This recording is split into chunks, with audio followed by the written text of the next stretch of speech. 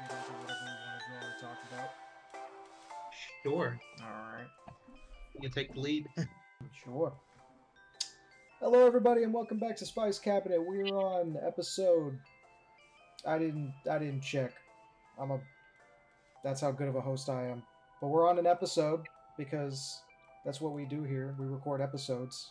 And I'm joined here by a really great webtoon artist and comic creator, Jade Fang. How are you doing today, sir? Oh, hello there. I am doing well. For those who don't know, my name is Jobson. I go around on the internet as Jade Fang, and I am the freelance graphic designer and also an illustrator and the creator of a webcomic called E is for Evil. Yep. I Yeah. earlier this week I read through everything you have on Webtoon. Really enjoying it so far. E is for Evil. Interesting setup, and I like fantasy stuff in general, so I'm excited to get into that with you. So you said you're a freelance graphic designer. Yep, I'm actually graduated in graphic design. Nice. So I also do folio and portfolios. I mean, pamphlets and all the other jazz that graphic Hmm. designers also do. So just like typical publication and graphic work and stuff like that. Yep. Nice. Yeah, I'm actually well, by the time that with this recording, I'll be graduating this Friday from graphic design. That's what I'm in as well. Well, Um, congrats, man. Thank you. Yeah. So there we go. We got another graphic designer on here. Except I never share any of my graphic design work anywhere, so nobody really sees that stuff. So I welcome you to the toil. Yeah. I'm It is hell out here. yeah. Prepare yourself. Yeah, I've been pretty well versed and told that industry is a little tough right now, which is fine. I'm not that pressed about it. But yeah. So you got any ideas of what to draw? Hmm. You know, I do remember that when I was still in high school, me and my artist buddies used to play this really dumb game, Mm-hmm. which was attack versus protect. Okay. which was the toll of the game was very loose, but it was a fun like pastime, Mm-hmm. which was we would draw a stick figure, and then one person would draw something that would attack it, and the other one would draw something that would protect it. Okay. The only rules of it was that you can't draw the same thing, like the same genre of thing twice, Okay. and it has to be like something that's recognizable. For example, like we draw a stick figure in the middle of the canvas. Mm-hmm. You're like, oh, I draw Goku doing a Kamehameha. And then you're Okay. like, oh, I put Yami Yugi activating a trap card, Okay. black hole sucking up the Kamehameha. Okay. It doesn't have to make sense. It just has to be like No, I got you. Okay. Yeah, we the can start with thing. that. Let's do it. That's something new. I've never done that before. Oh yeah, it was a fun pastime Mm. in the EO times. Back in the good Well, old I guess we'll days. I guess we'll start it and we'll start. I'll make a little guy in the beginning, in the middle here. All right. Sounds good. Just draw a little guy, a little man, Huh. a little man. It's like just reading a piece of paper. Yeah.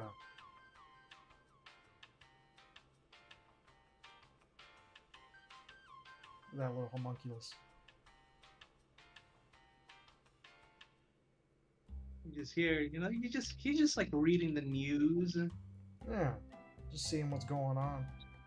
seeing what's going on. Like the news. It is the best way to Did you find read out the information. news? You're about to fucking die.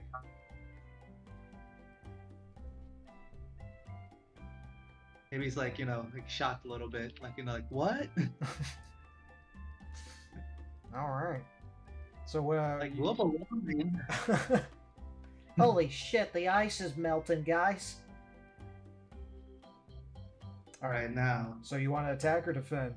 So, so all the rules of the game, I will start by attacking him, Okay. and we will say that. Um,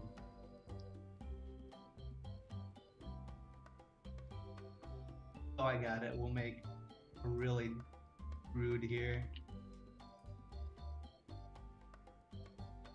So is it? Does it? I wait for you to like do your attack and then I pick a defend. Yeah, Okay. yeah, that's how it usually works. Okay. It's like I will make a rip-off Darth Vader Okay. come after him. All right. Let's think. With the forge choke. Who would be a good counter to Darth Vader? Oh, it doesn't have to be a good counter. You just have to like make a good argument that he would win. I know. It doesn't have to. I mean, yeah, that's just what I'm trying to think of. This like website that you said it's very interesting. Oh yeah, no, this site's great. On it. And they keep updating it regularly, and it's very like everything I see you drawing is in real time. Same shit over here, but okay. It's Darth Vader, and he's like like attempting to force choke him because no one must know about global warming I see. until it's happening. All right. Let's see.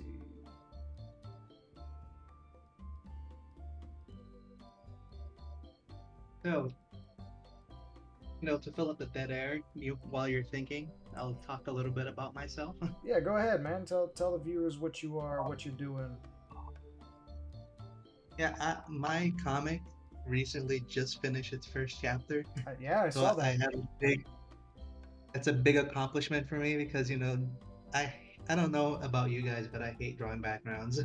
Like I go this big rant all the time on Twitter how I hate drawing backgrounds and that if I could, I would make a comic that's just like made in the void and have none there. But it is a part of the art. Yeah. People like looking at it. It's like a thing that takes forever. Yeah, I mean, with anything, it's gonna take, practice and everything, because backgrounds, it's a lot. Backgrounds, I would say, are a bit more complex to learn than the human form. Oh yeah, definitely. Just because the human form is like, it's not. I'm not saying it's easy to learn the human form because it isn't, but with backgrounds, there's a lot more little things you got to keep in mind to really make it look real and grounded. Yep. And they're also, it's very important to set it up and everything for the comic and shit, so where the characters are and what they're doing, and it just helps set the scene. But I feel you. I mean, I don't hate them, I guess. I just, not my favorite part of the drawing process. Yeah, for me, it is not my favorite. Like, I'm not bad at it. Like, I've done quite a few of them before. But it's like, I don't know, it's like, all artists go like, oh, it's more desirable to draw a person than to draw the place the person's at. Yeah, I mean, I guess it depends on who you ask. There are some artists who their entire portfolio is like environment work. Like, there's a whole classification of artists called environment artists. And I'm sure if you ask them, they'll be like, I just like drawing. I like drawing environments and stuff. But I would agree that I think majority of artists I run across prefer characters, like people they can tie stories to. I remember hearing somewhere that says like, for you to like drawing environments, you have to treat the environment as a character. Oh, absolutely. Yeah. If your environment needs to have character to it, in a sense, like it feels like a distinct location that could exist, that has a culture, that feels lived in. you know, I like prime examples. Like I like think of as like Lord of the Rings. Um, every location in Lord of the Rings feels like a place that's real. It has like a culture and community that lives there. That's Yeah, always that is true. it's a wonderful world building. Anyway, I did Like mine. the I'll let you finish in a second. It was just Ant Man. He's sending in a bunch of ants inside Darth Vader's suit and making them bite his fucking burn victim skin. oh yes, Ant Man, Darth Yeah. Vader's worst enemy. Well, it's a good thing the Darth Vader brought back up in the form of he brought what's the name of that guy again? You know, I know what he's gonna do. He's going to bring.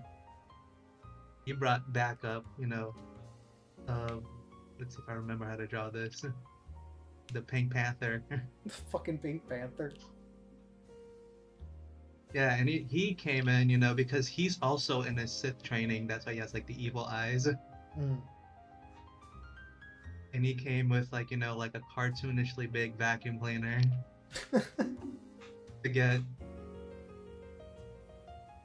to get the Ant-Man family. Like he got the queen into his pink suckmobile. Okay. And he's he's doing terrorist All right. attempts with the ant colony, saying, we've got your queen, I see. I see. and we won't release her until you've given us our demands Okay. of All right. having all the jelly beans. That's exactly what the Pink Panther wants. He wants all the jelly beans and maybe the gumdrops. He's going to ask for the gumdrops. He doesn't know if he's gonna get them, but it's always fun. He has a dream Mm-hmm. All right. of getting gumdrops, but he doesn't know if he's gonna get it. I think I have the perfect counter to any situation, though. I don't know. I don't even know if this character's capable of losing.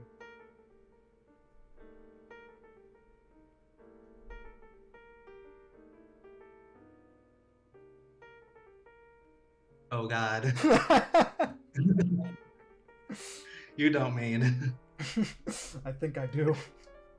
You know exactly what I'm fucking doing.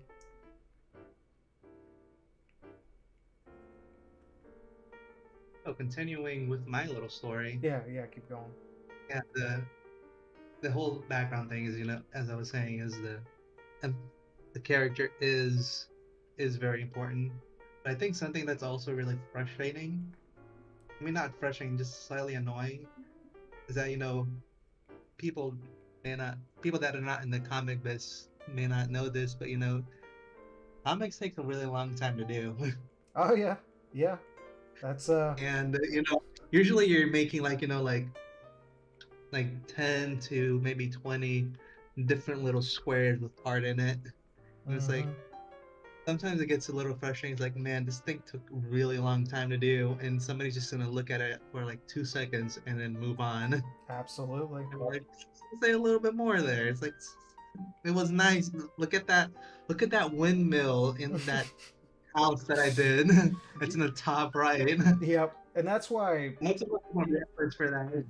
you know that's kind of why I sort of you got to kind of pick and choose what you want to spend the time and detail on.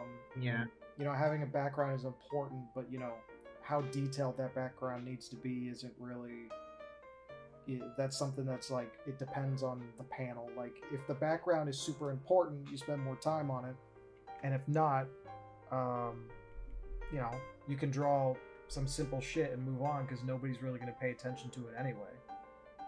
It it's a it's a the more you do it, the more you'll kind of figure out, like, oh, I get, I could spend an extra hour drawing these buildings to look really good, or I could just draw some simple squares, some lines here and there to make it look, like it's made of bricks or whatever, and then move on because there's no point. And then slap a halftone on top of it to give it some texture, and then you're good. Yeah, what I usually do is I choose like two panels of a page and say these are going to be my main panels that I'm going to focus most of my work in. Because like as an artist, there's always like this one or two things that you like drawing more than everything else. Mm-hmm. So I go like I like doing this. I'm gonna make this look nice. Mm-hmm. Yeah. So, you know, so Yeah. I don't know if you do this, but my mentality is like I'm making this comic for me before everyone else. Oh So no, if I'm yeah, making it for me, I have to like making it, but I also have to like looking at it. for sure. And So I I go like, mean, what do I like looking at more? And it's like this thing. So I'm gonna make this thing look nice. yeah, I mean, I would say with any sort of creative endeavor, the first person you should be making it for is you. Because if you're making something and you hate it, I like, I don't know if it's going to be something that you'll be proud of or even something you can guarantee other people will like, just because you're not going to be putting everything you can into something you hate. Yeah, that is true. So, That is, I agree with it. yeah. I cannot understand those people that like making comics for like some sort of algorithm attention. I mean, yeah, the algorithm is it's got a strong hold on a lot of artists. And it can stifle the work. I've seen it stifle the work of certain artists where, you know, they start drawing for the likes, for the clicks, for the engagement, and then suddenly it's just like, I just don't like the work anymore just because it doesn't feel like it doesn't feel like they're putting as much heart and soul into it.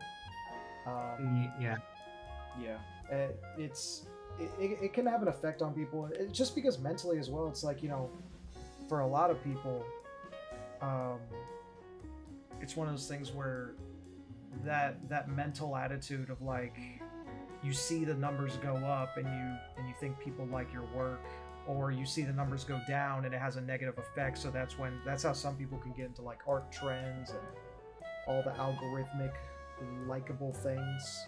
Um, but I that sort of lifestyle isn't really for me.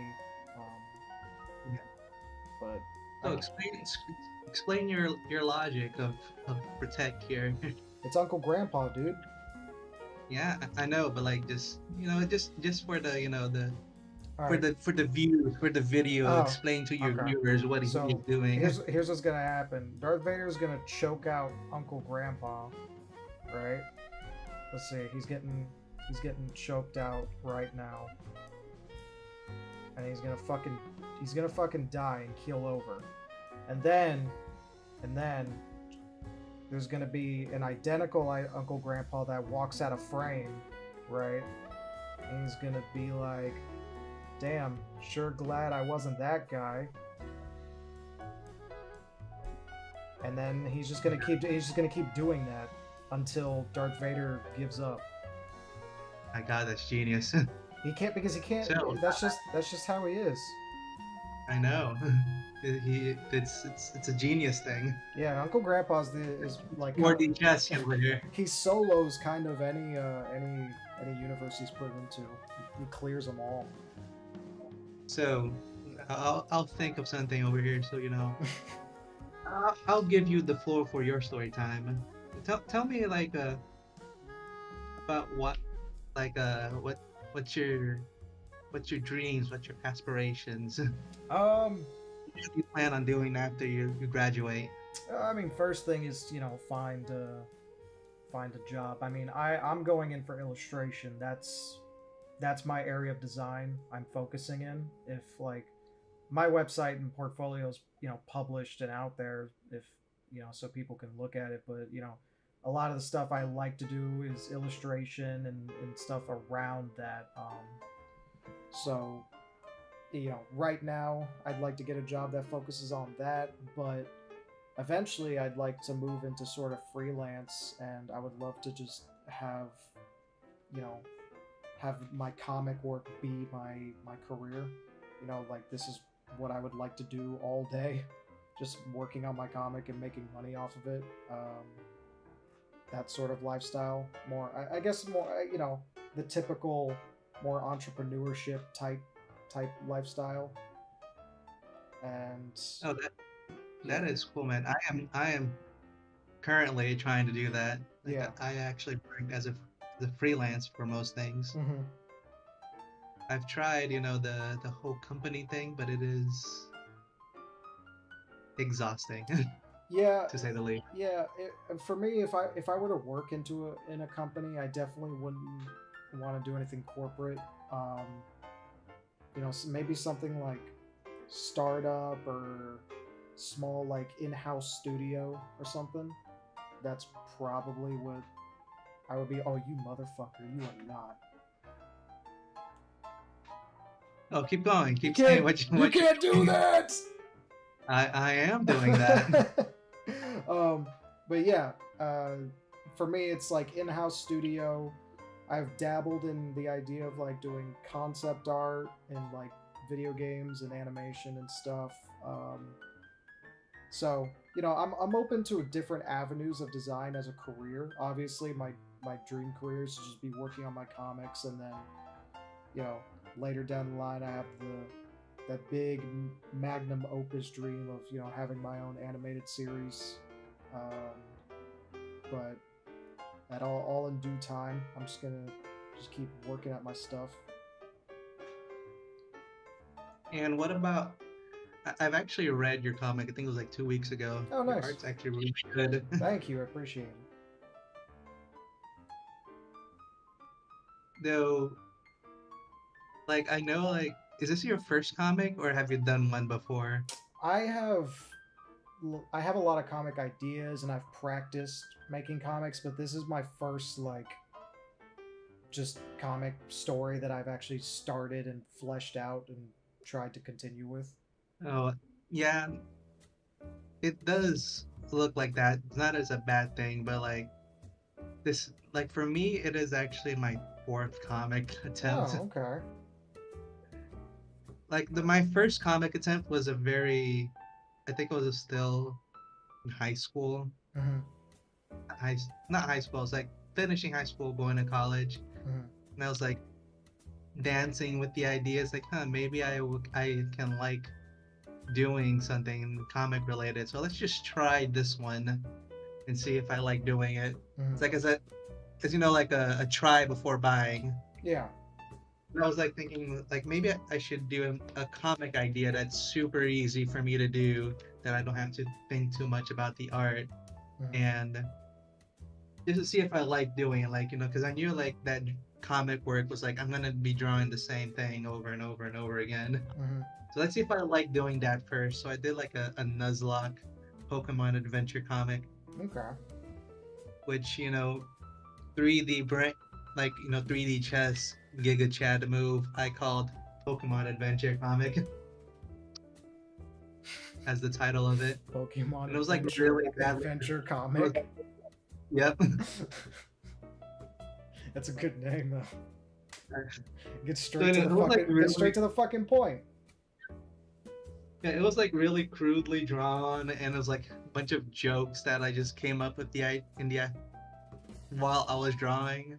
I put like a bunch of references in it. I Mm-hmm. didn't finish it because it was like I learned things from the comic, and like the biggest thing I learned from it is that I don't really like drawing fan draw, like what would be like drawing animals. I don't really like drawing animals. I can do it, but I don't really like doing it for like a extended period of time. Okay. And I also don't like drawing fan art.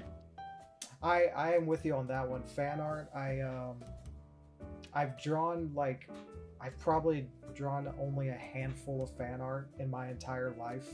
Um, I Yeah, just same thing here. I don't enjoy it, and I know fan art is it's one of those things that's pretty good for the algorithm because it's already a thing that's popular. But for me, it's like every time I think about it, I'm like, well, I could do that, or I could go and keep developing my stuff.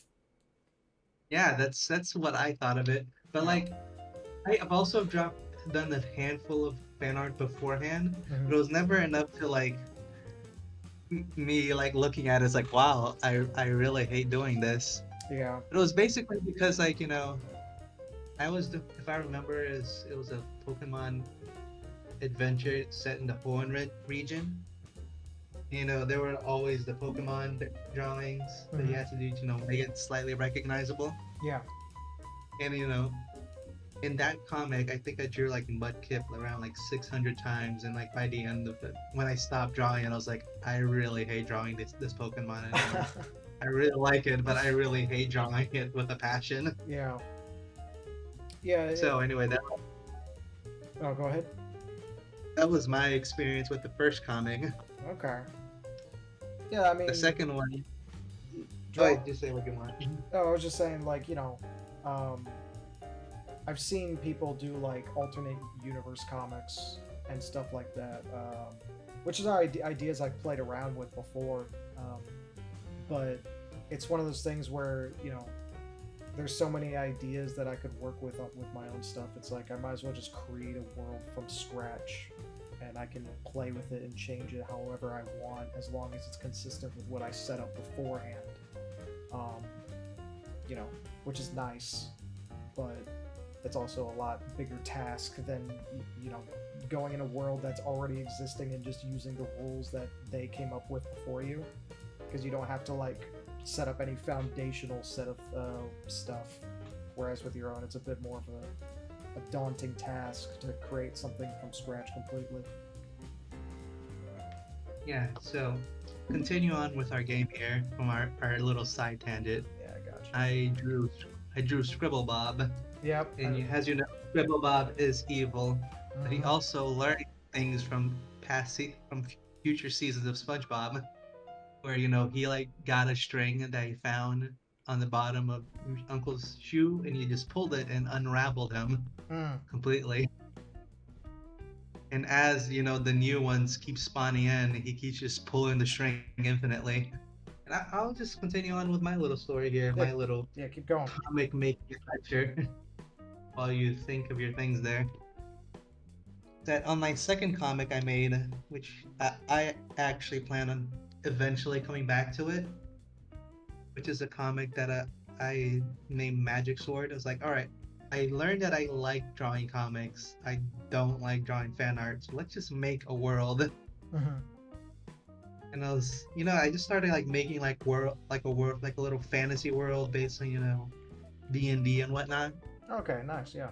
I made like a little lore of it, I made like the little characters of it. Mhm. But in this comic, I learned that it for me to actually make a comic, I have to like plan like very far in advance, and or else you get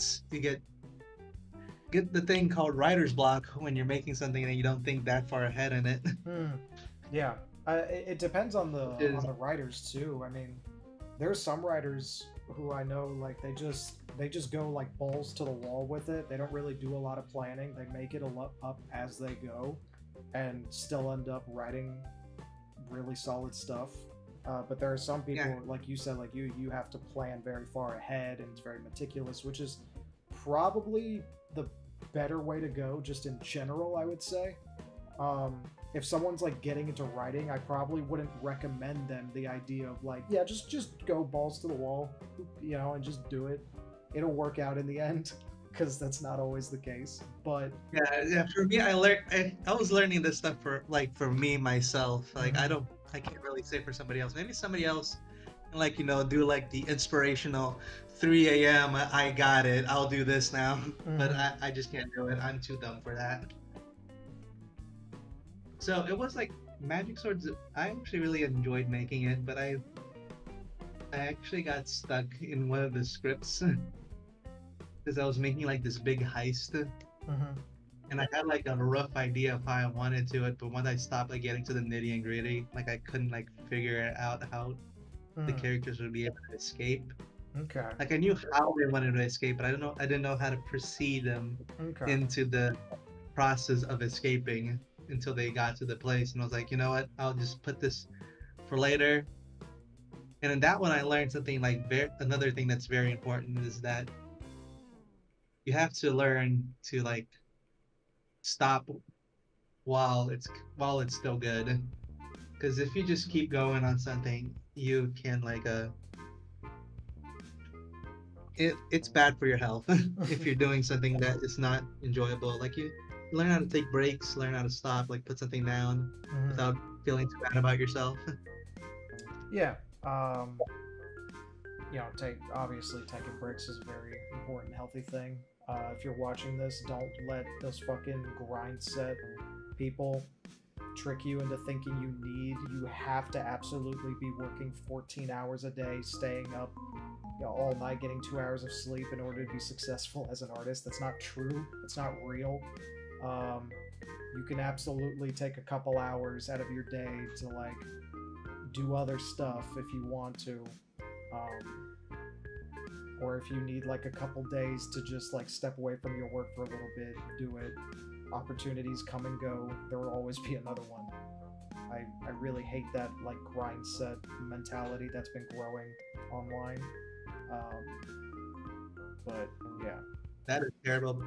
And I remember when I first thought that I need to put this down, I was really feeling like really guilty about myself Yeah. because I was working on it for like the better part of 2 years on it already. Mm-hmm. I was like, I'm really just gonna throw all this away, Mm-hmm. like and like start from scratch again. It's like I really wanted to make one that's really good, but I don't want to stop, but I don't know how to continue. Mm-hmm. It just felt like it was like a conflicting feeling as because you want to keep going, but you also want to stop at the same time. Mm-hmm. Then I was like thinking like maybe other people have gone through this. Let's like look for some tips for how webcomic creating. I think this was like pre-pandemic, 2018, 2019. Mm-hmm. I was like looking at stuff like how to make a webcomic and how to write a script, how to make do story. I was just like gobbling everything I could find on the internet. Mm-hmm. For like script making and like storytelling, I found an actual really fun YouTube channel. It's not a sponsor, it's just somebody that I really like. Is a terrible writing advice. Okay. I don't know if you ever heard of it. Terrible writing advice. No, I haven't. Yeah. It's a YouTube channel where the guy just tells you in a very sarcastic way how to not write a great story. Okay. And like you get the idea that the opposite of everything he's saying is how to do good storytelling. Okay. And I think and I get lost in track when I talk sometimes. No, you're good. You're good, man. About the channel is that there is like a how-to, but there's also like this really funny like little lore about his little characters that he uses. Uh-huh. He has like the guy that does everything right and the guy that does everything wrong on purpose. Okay. And there's also the evil ad agency. Mm-hmm. There's always putting ad in the end of the channel. Okay. And there's evil syndicate. There's like a bunch of stuff, but I really enjoyed the channel because it actually did help me while writing the script for my current comic that I'm making, E is for Evil. Mm-hmm. But the comic I made before that one, which is the one that was never published, was one that the call to action thing they had on Webtoon a few years ago. I do. I remember that. Yeah. I had a comic prepared for that one. Mm-hmm. That was like, all right, I made the script, I made the comic, Mm-hmm. it's all gonna look great. It was like a really long action scene, action comic, and then my computer burned, and I lost all the files in the computer. Your computer like burned, like legitimately burned? Yeah, there was like a lightning storm that like fried the hard drive, damn, motherboard at the same time. Shit. There was like no way to get the files back, and I was like, just lost forever. Fucking burning in the library of Alexandria. Man, I was so mad about that. I imagine. Like I didn't draw for like I think it's like 3 months. Shit. It's like mourning the computer. God damn. I couldn't draw on the computer because it was like on repair and whatever, but still. But then, as life gives you lessons in the most bitchy way possible, Mm-hmm. you learn to let go and say, there's some things that you just can't control. Yeah, I mean, yeah, a fucking lightning bolt flying into your house and frying your computer is like, I think nothing you can really. That's just an act. Also got burned. That's just an act of fucking God at that point. Yeah, Zeus really had it out for me. Yeah. Yeah, I remember that call to action thing. I was going to submit, like, if I didn't finish it in time, because they said you could just submit a current action scene you were working on in your comic, and I was, but by the time it was already over, I hadn't finished what I was working on originally, so I didn't get a chance to submit anything. But I do remember that. I don't remember seeing it. If anyone, like any of the winners or anything, though, I didn't keep up with it. Yeah, I didn't keep up. I didn't keep up with it either, but it was more like a hatred thing for me. So anyway, tell us a little the story of your little drawing that you did here. Oh, What is he doing? I remember that episode of SpongeBob, and I hope I'm right. Otherwise, I'm gonna look like a fucking clown. Didn't SpongeBob just delete Doodlebob from existence by erasing him? No, he actually erased him by putting him in a book. But you know, he did use the pencil at some point. I could have swore he So like didn't he threatened him with the eraser, right? At one he point. did. He did threaten the Okay. eraser. So it can hurt him. Okay, there you Yeah. go. That's my yeah. SpongeBob comes back and he's like, "Oh no, you fucking don't." Well, I think of something. Why don't you tell a little bit story about your comic? Uh, You know, what inspired you to make Where the Humans Go? so I've been wanting to make a comic since like senior year of high school, but my original comic idea, which I still uh, am going to make one day, absolutely will. Um, it was called Starter Pack Gang. Is called Starter Pack Gang. That's something I want to do, but Where the Humans Go started in September of 2021. I started drawing it, and it was kind of on a whim, like literally what I was saying before. I just started making it. I didn't plan it really. I didn't create like a whole outline for the entire story. I just started writing a script, which is what I do. I write a script for multiple chapters ahead, and then I redraft them, and then I start drawing. Um, and so I sort of just started that way because I started drawing these like monster characters, like these in my story they're called chimera, these human hybrid um, characters, and I started drawing them just as character design things on the internet, and I liked how they looked, and then a lot of people were telling me they liked how they looked, and they say, you know, these would be really interesting characters to explore. I was like, I thought about it, I was like, yeah, they could. And I've always wanted to start making a comic, you know, and I might as well just do it with these characters since I have them. And, you know, I could put them to good use. And that's kind of how I just started. And from there, I kept working. And I'm right now for this comic, I'm over 160 pages into it for the first volume. And when it's done, it'll probably be around 250 pages when I finish the first volume. So that's the goal I set out for myself with this one. I want to at least finish one volume, and then I'll decide whether from there I'll continue it or put it on the back burner for later and start something different. But I at least want to finish the first volume. That's for sure. I think that's what I'm gonna do for mine as well. Yeah. But like from my script that I currently have, I think my comic will be around like 500 pages for the first volume. Nice. Yeah, that's a hefty one. Yeah, because it's actually based on a D&D campaign I had. Oh, nice. Yeah, Like I thought about the doing entire that as well. story, like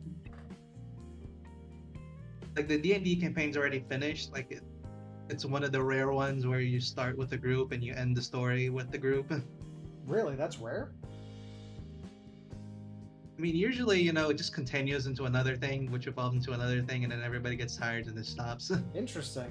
Like the big ones. I've been a part of one big D&D campaign, and that one had a definitive. I joined it halfway through, but that one did have a definitive start and end. And last year, the same group, we started another campaign, which is a whole new story, whole new characters, and that one we're probably gonna have a definitive end as well. Currently. Well, that's cool. But no, But for I love D&D. But keep going. and for my current friends, we either do like really short campaigns where we start and finish, or we do a really long one where we kind of get lost in the plot and just like quit and just start a new short one. You know, like people, you know, that don't have time for it. But hey, if you guys are doing, do you guys do like a online or? We do it online, yeah, because we live in different parts of the country. But it is always, I look forward to it every Sunday we do it, and I'm always super excited because it's a really good group of people and artists. 3 of them have been on Spice Cabinet already.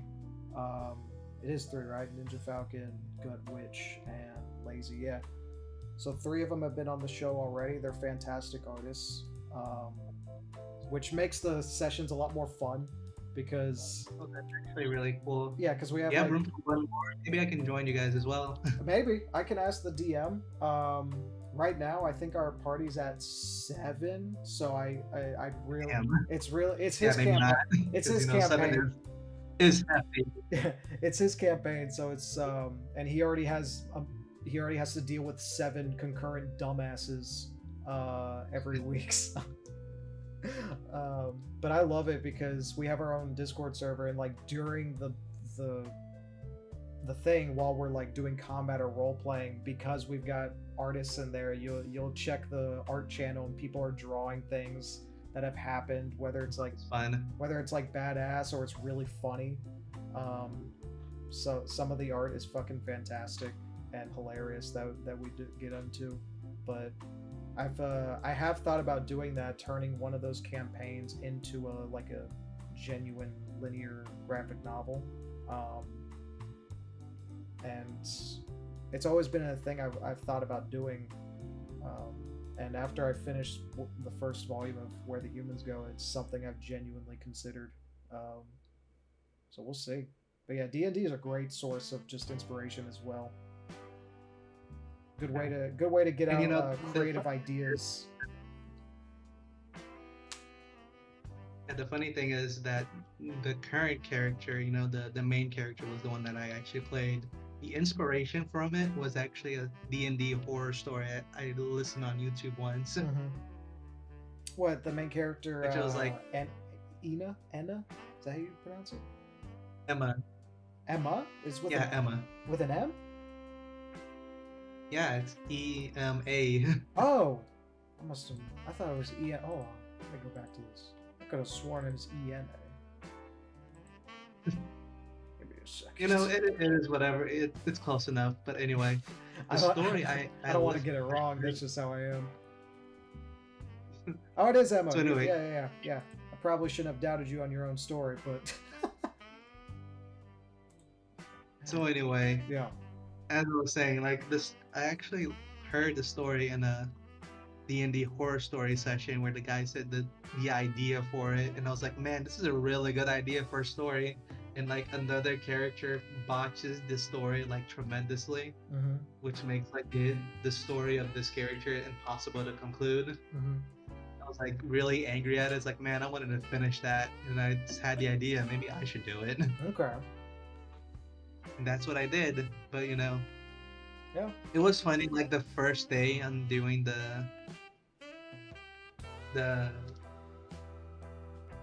first session. Is basically the first chapter. Like that entire chapter was happening in the first session. The little background story behind it is that I actually arrived to this session around 30 minutes late. Oh wow! So I had no idea what they were doing.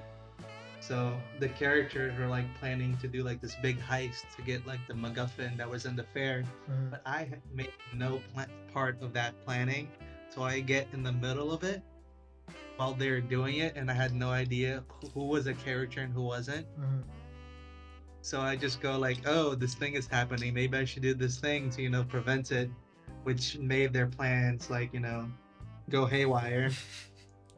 Which basically is what happened in the comic, you know, like the Emma doing the little darkness spell to try to stop the person bombing the town, yeah, which wasn't really gonna hurt anybody because the plan was like I'm going to bomb to scare people away from this area so that the other characters can go in and get the MacGuffin. Okay.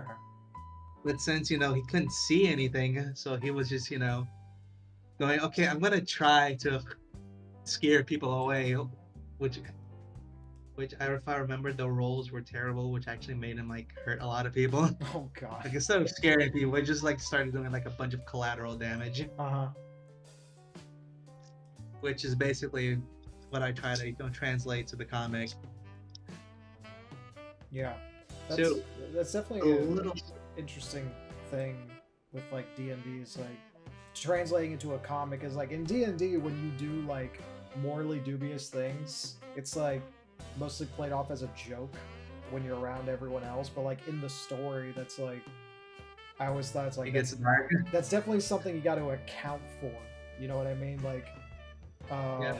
having characters make the thing with me is like I understand for game mechanics it's fine, but there's some times where like you make a bad roll, it's like do you translate that terrible roll into a story? Because it's like for people playing a game it makes sense, but for people who are coming at it from purely the story perspective, it's like a character rolling a nat 1 isn't the greatest excuse for like a character not being able to do something they absolutely should be able to do and have been presented as being able to do.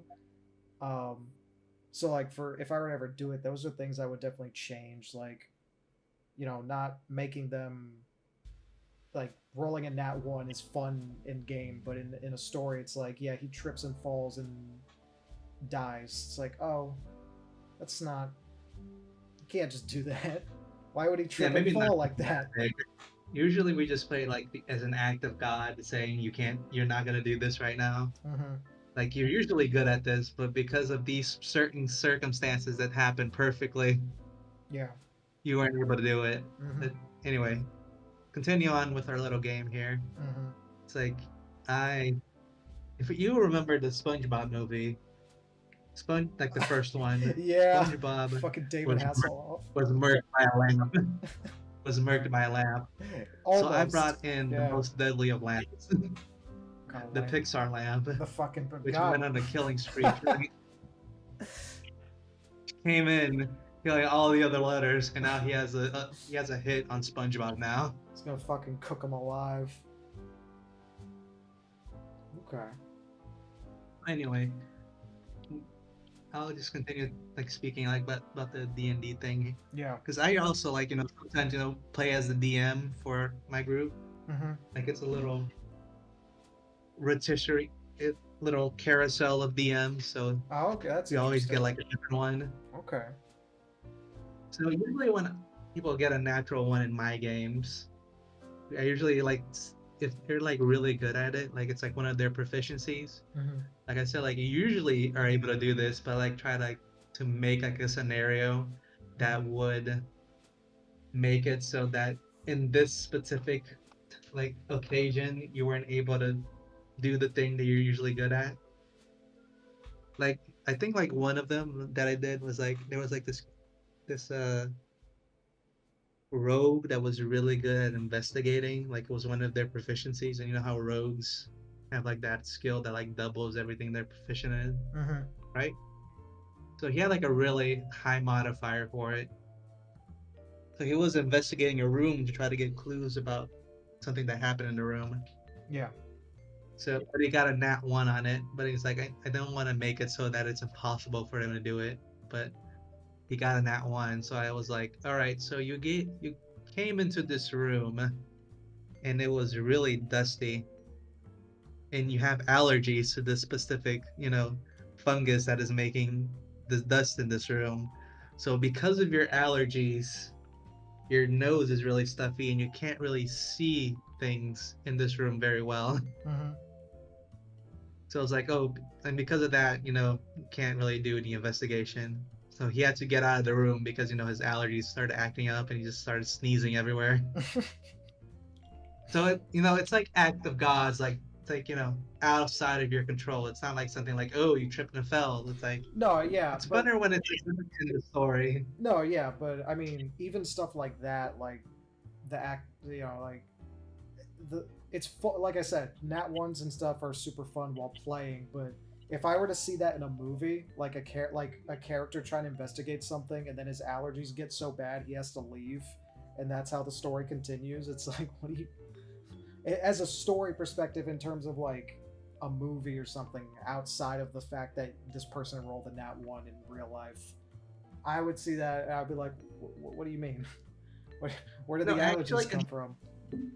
I would say that in stories it's different, No, but that's what I like, mean because no, I'm it's talking like about the adaptation thing. Like in a there's an D&D game, adaptation that's perfectly that fine. works. I would say that actually can work in a story like basis. You just have to, do a little bit of foreshadowing beforehand. Maybe like in before the story, like before they got to this specific area, like maybe his allergies act up in another time. So then you like, when you see that, it's like, oh, all right, I can Well, absolutely, but at that point, a little bit more. that's like setup and payoff, cause and effect. So that there's no issue with that specifically. Um, if you want the allergies to play a part in the story, you absolutely have to set it up in some way so it pays off later on. Um, but Yeah, I think that that would be the whole adaptation aspect of it. Making it make sense. yeah, I think that's actually one of the biggest things that I thought was like creatively interesting, like translating a D&D campaign into an actual story. Is that since the story is done, I have like all the things that are going to happen in the story. Mm-hmm. And there's always like these little game actions that are kind of like iffy, Mm-hmm. but you like write it off as because it's a game and it's fine, it's fun. But then because you have the entire story, you can say, all right, this thing happens over here, and I can, where can I put in the story beforehand as a little setup for it so that when it happens, it just doesn't come out of left field, Mm-hmm. Yeah, which is, something it's always it's a fun little puzzle that you can do. yeah. I mean, it's cause and effect and consistency for me are probably, I would say they're the most important things in a story. If you ask someone else, they might say something different, but for me at least, uh, a story being set up properly, things work as they are consistently made to set to work. Um, is probably the most important thing for me in a story because like if not, then it removes a lot of the stakes, any sort of kind of you know any sort of investment I could have in a story without it, unless it's just funny bad, and then I'll love it, like Batman and Robin or something. You know, Like this so bad it's good. exactly. But sometimes things are just bad, and there's no fun in the bad. It's just not enjoyable. Like it's not bad enough to be good. It's just bad. Exactly, it's just plain bad. You can't get any enjoyment out of it. Yeah, I can also see that. I think, but also I think it's for you to make it so bad it's good. There's actually some strategy behind it, I mean, yeah, and not that's everybody what can do it. that's what parodies are. Like the best parodies are ones where it rides that line, but it's so ridiculous that everything works out perfectly. Um, That is true. like scary I mean, movie, Spaceballs. I'm and con- you I'm convinced that gotta be like nostalgic for the Yu-Gi-Oh series. you know You ever heard of that? which one? The the abridged series. I've heard of it. I heard Yes, I've never watched it. I have seen the Dragon Ball abridged series, which I like greatly. the OG, like the OG one is actually the Yu-Gi-Oh abridged, I heard that which one's came out like one of. before every other one. I heard Yu-Gi-Oh! Abridged is one of the first like abridged series to ever come out. I've never watched I it remember. myself. I think it's actually the first one. Hmm. Like the other ones came out after it. Yeah, But like, the whole thing, like, it's so bad, but like if you know something's bad and you point out that it's bad in the story, like it somehow becomes good for some reason. it depends on the story. Like in a comedy or something like in a bridge series, like the one I've watched, Dragon Ball. The Dragon Ball abridged points out inconsistencies and bad writing decisions within the original Yeah. Dragon Ball show. that they carry over to the series. So that's an aspect of like it's a parody. It's making fun of itself and Dragon Ball, but in certain stories, like that I would just I guess what you're describing is more like lampshading, um, where like certain stories like point out that something doesn't make sense as a way to try and like deter the fact that it doesn't make sense. Yeah, I think it works in certain contexts like parodies and comedies, but in like a movie that's not either of those things, it's just like, oh, so you recognize something's wrong, but you couldn't figure out how to fix it. I guess it all just has like a time and place for sure. yeah. I think it works better when your story is comedy oriented. Yeah. Like if you're making like maybe some sort of grim dark detective like story, Hmm. can't really use lamp shading on it because it doesn't fit the tone. Yeah, I Or mean, like maybe like those mysteries. It's like, oh, this mystery that it's better when everything fits in place. well, for things You like say, oh, this mysteries, doesn't fit. And it's like, what the yeah, hell? I thought for you things had it all figured out. for things like mysteries, like that's one of those stories where having absolutely every puzzle piece fit in place is pretty paramount to the genre. Like a murder mystery, if something doesn't line up properly, then all of a sudden, like the whole, the mystery aspect of it kind of falls apart because it's like, oh, these conveniences or contrivances are what pushed it along rather than the puzzle pieces actually being put together properly. Yeah. But there's some cases where Speaking of, like having missing pieces or I guess sort of conveniences don't really ruin a story too much because it's not like the focus. Like something great. Like I don't know if you've watched Arcane. Um, yeah, I watched.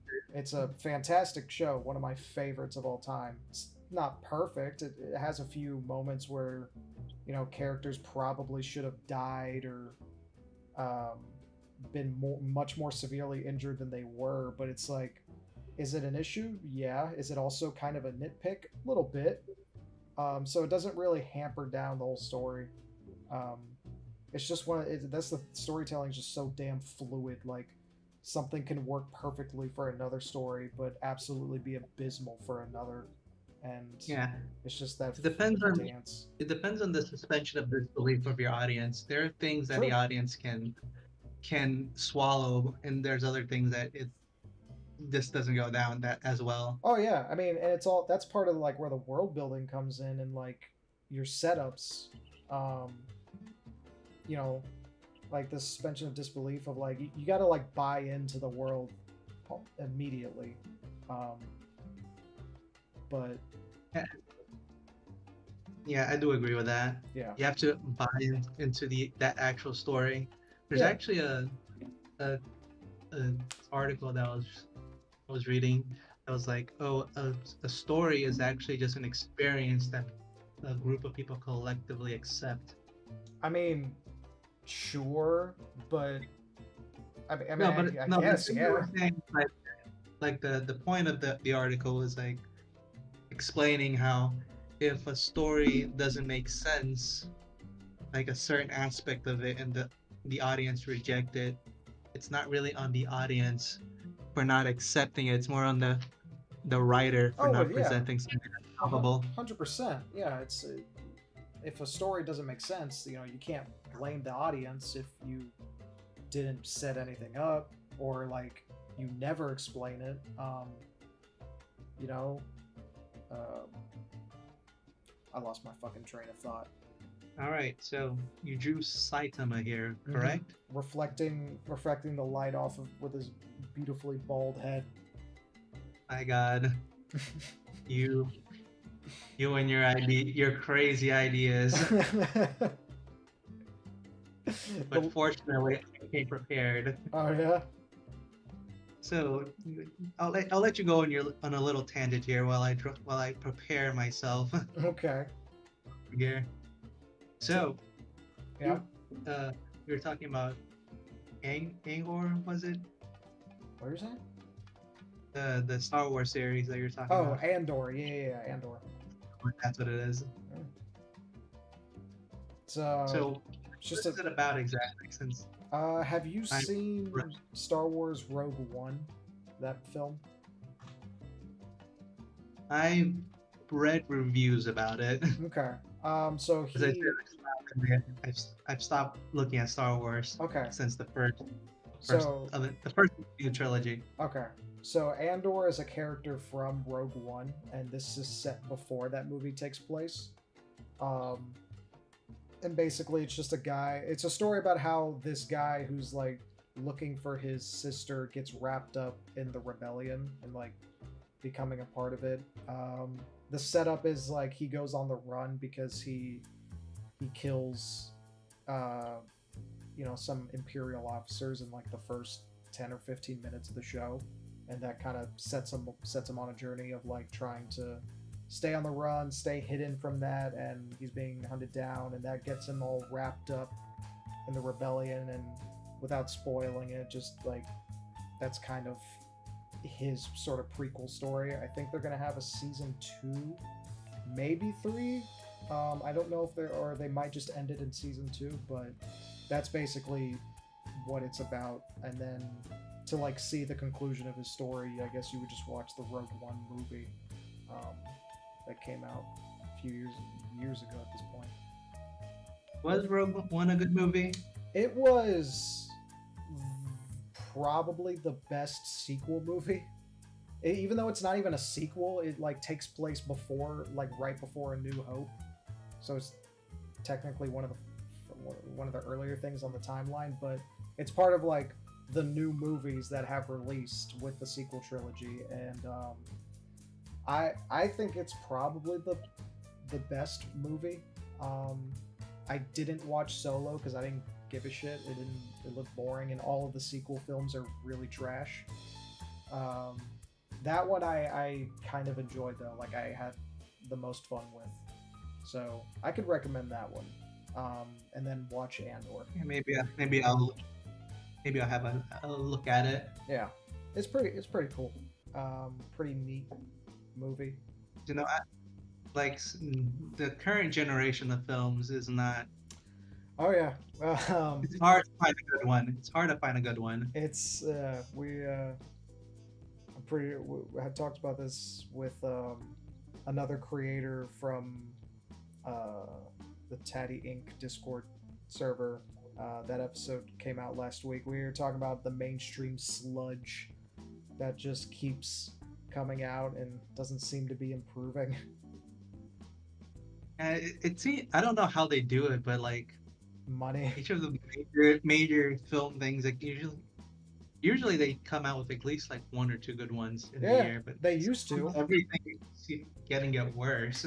No, it's they just and I mean I'm sure a lot of it has to do with the behind the scenes stuff where like they don't tighten up a script, they hire inexperienced directors or writers, and it's gotten to the point where like all they're like building up of bad decisions are starting to catch up to them in like the Disney movie sphere, and all this mainstream stuff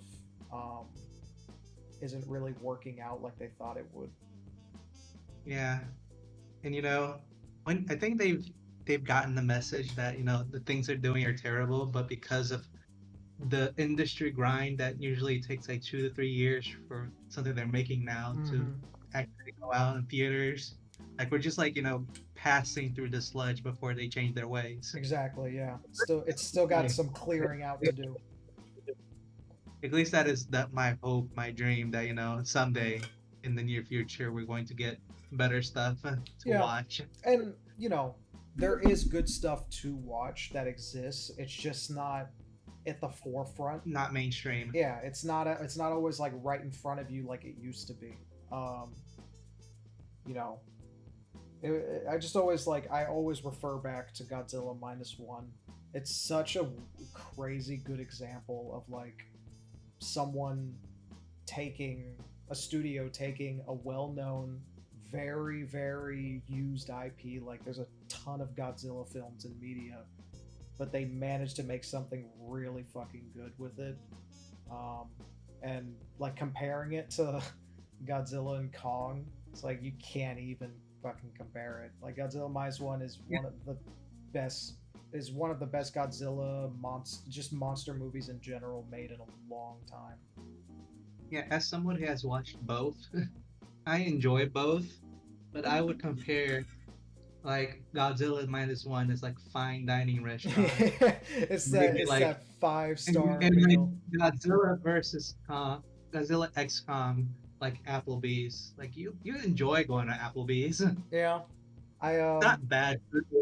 Like you like eating there, but it's not fine dining. for I Not just bad, but it's not Godzilla. something that's awesome. Yeah, Like I enjoyed the monsters punching monsters in Godzilla X Kong.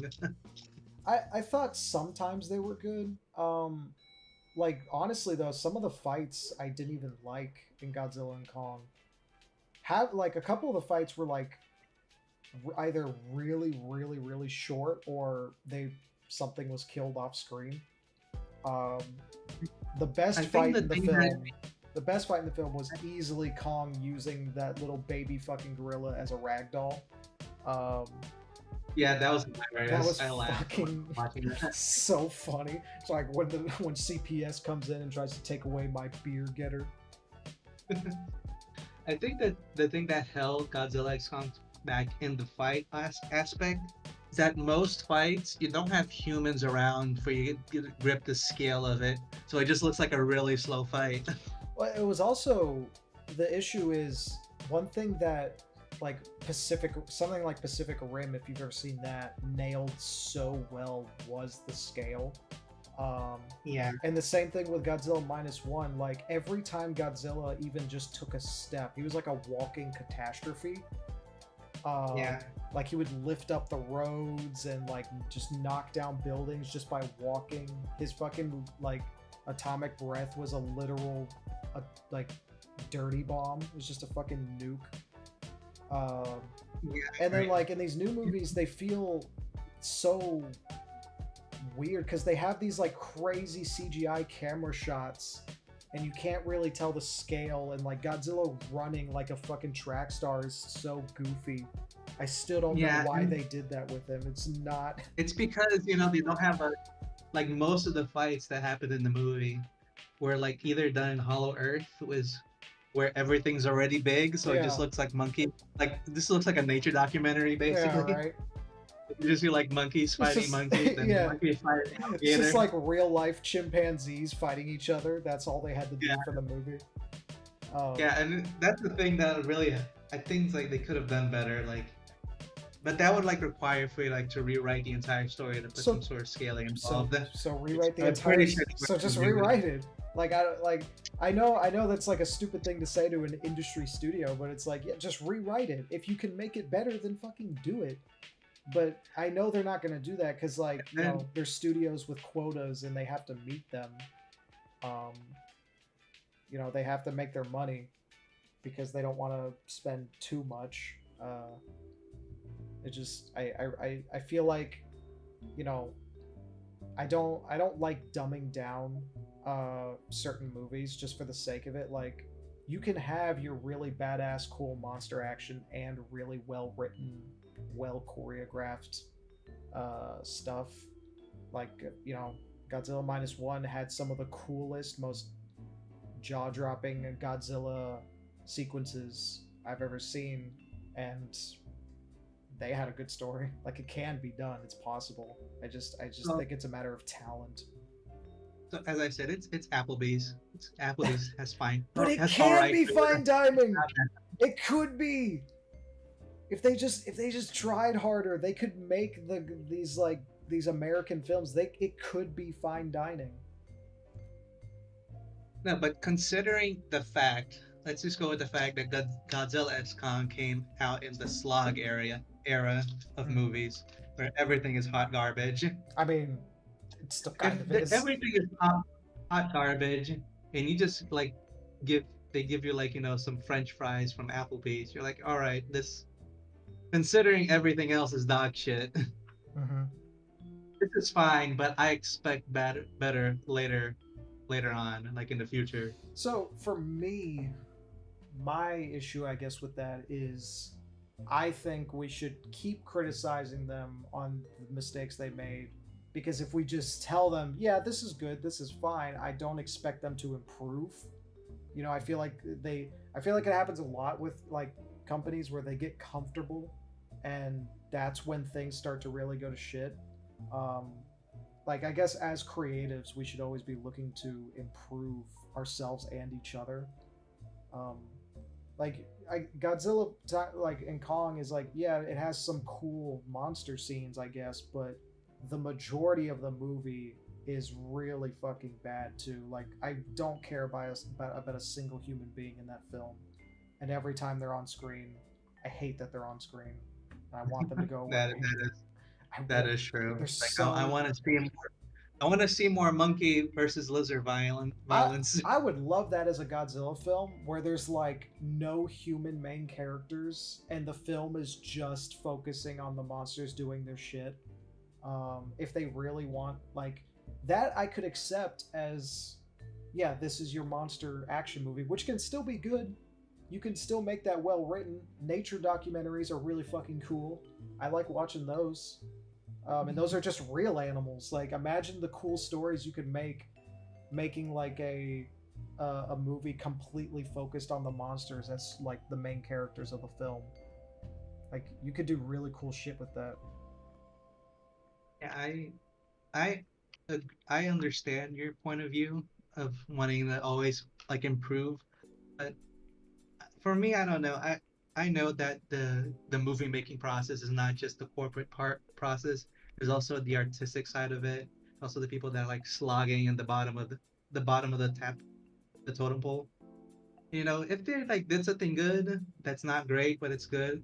It's always nice to like send them a compliment, Yeah, like saying, "Oh, this was all right. It can be better, but it was pretty good." I can understand that, but at the same time, this is a multi-million dollar, you know, company studio. This is legendary. They have a lot of movies and series under their belts. They're not like some new startup indie Yeah, studio. I So agree it's with like that. they have millions of dollars to throw to like find good writers, good directors, good CGI artists, good choreographer. They have the resources. They just don't use them properly. So I don't like, for me, I don't know if like the excuse of like, obviously compliment where it's due. Like if there's a genuinely a good scene or good moment in the movie, you can compliment it. But at the same time, I also think criticizing all the other shit that's really bad is important too, because that's how you get better. I mean, like we both went to college for graphic design. One of the biggest parts of any project is getting the critique, because if you don't get critique That from is your true. from professors, from peers, you're not going to get better. You're not going to improve. You're gonna be in blissful ignorance of your own work, until life hits you like a freight train and you realize you probably You should realize have that you suck. got a second opinion, second, third, fourth, fifth, sixth opinion. Um, Yeah, that's I that's do just agree. how I I do see it. agree with that. That criticism is important. Um, I'm not saying criticism is not important. no, I Criticism is figured that's very not what you're. That's obviously not what you're saying.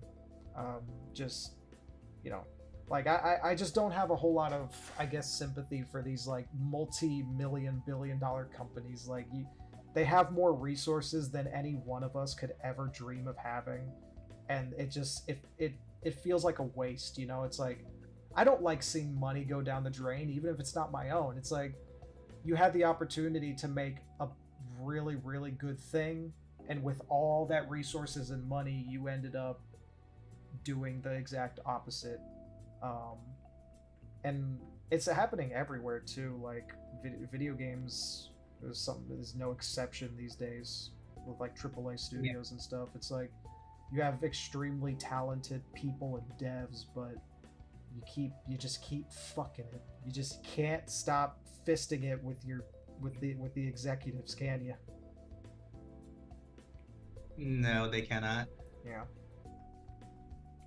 So continuing with our little side project we're doing here. Mm-hmm.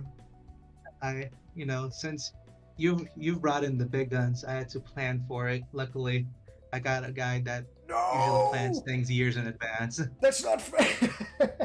And with he enough saw it coming. with enough prep time.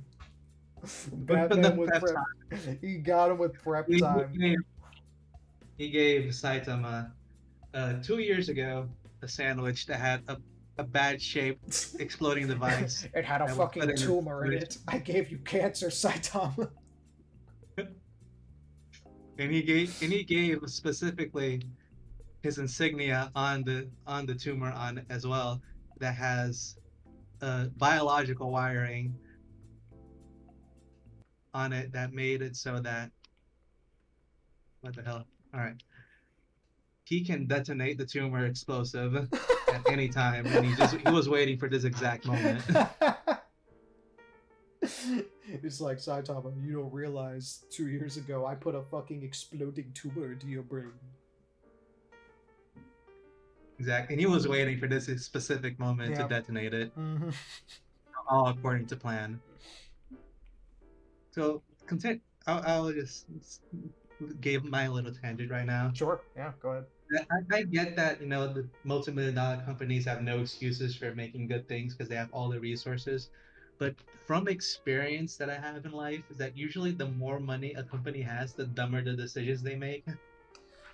I don't know why. It's like once you put a lot of money, you usually get more people involved. And when you put a lot of people doing one thing, the worst decision is usually the decision that is decided upon. I don't know why that happens. I just know that's usually how it goes. For I don't know, Like you because get, we also have I think it's examples of something to do with really good stuff.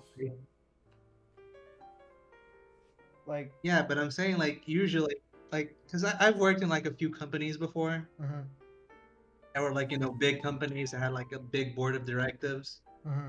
I don't know why, but usually when you get a lot of money and a lot of people to do one decision, it usually takes forever for it to be decided upon. Well, And when yeah. it does, it's usually not a good one. Well, yeah, it's because most companies have shareholders and people have stock in the company, so they get to have an opinion on the company because they're putting money in it, Yeah, which can hamper it. So like, it's one of those things where I understand that it's not all the blame goes to the people making it. Like, for example, like game devs, sometimes game developers can come up with a really good game that gets absolutely shit on because the executives try to monetize it or try to bring down decisions that absolutely ruin the great idea those devs had, which is real and stuff.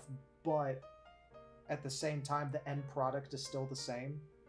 Like, yeah, a lot of these people are paying. Well, everyone actually is paying money to go watch, for example, these movies or play these games. And if it's like a family, with how expensive movie tickets are, you take a family of 4 or 5 to see a movie, that's like 70-80 bucks right there just to see a 2-hour film. And if it's really, really bad, it's like, well, I'm not getting that $80 back. Um, yeah. so like That is usually what's frustrating about movies. it's complicated. Like, the not at it's not always the fault of um, the people making it. Like, obviously, it's not the camera guy's fault or the mic guy's fault that the movie was shit. But at the end of the day, like, it all comes down to usually the script.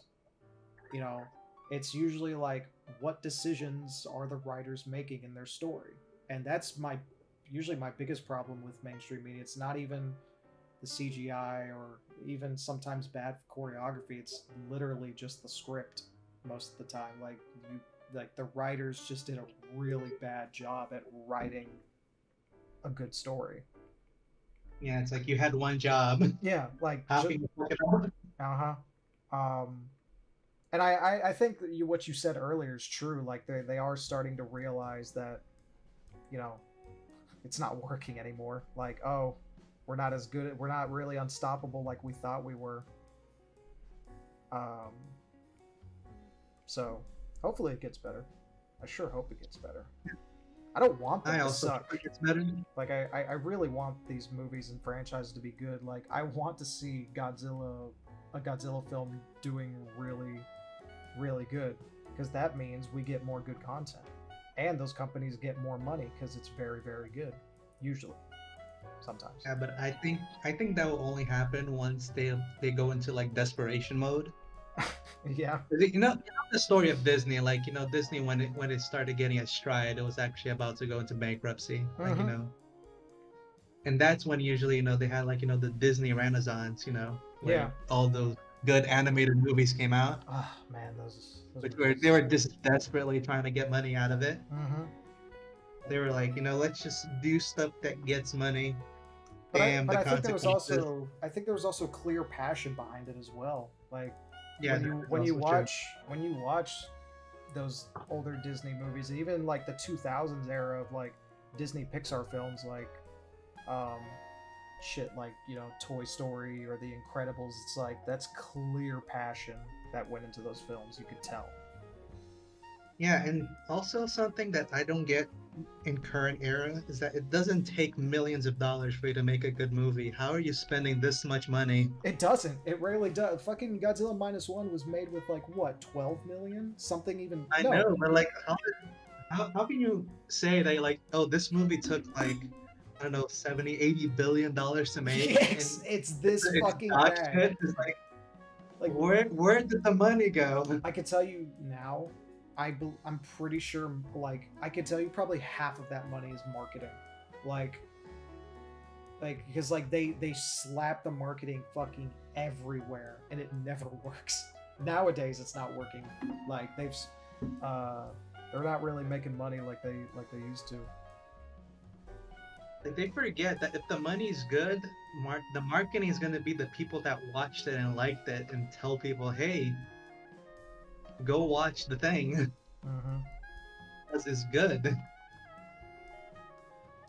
But I think they forgot about that. It's like the people that like it will also become part of the marketing. So because they're making shit movies that people don't like watching and don't like Well, spread the word, they have no to one, spend more money on marketing to tell more people to go watch it. yeah, no one talks about them. Like word of mouth is one of the best marketing. Is some of the best marketing you can get, and the best way to get word of mouth is to actually make something that's good.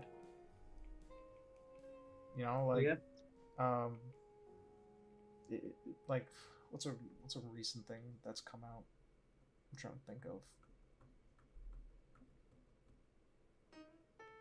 Damn.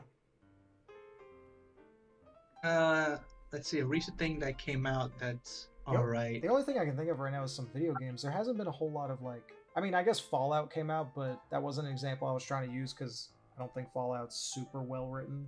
The show.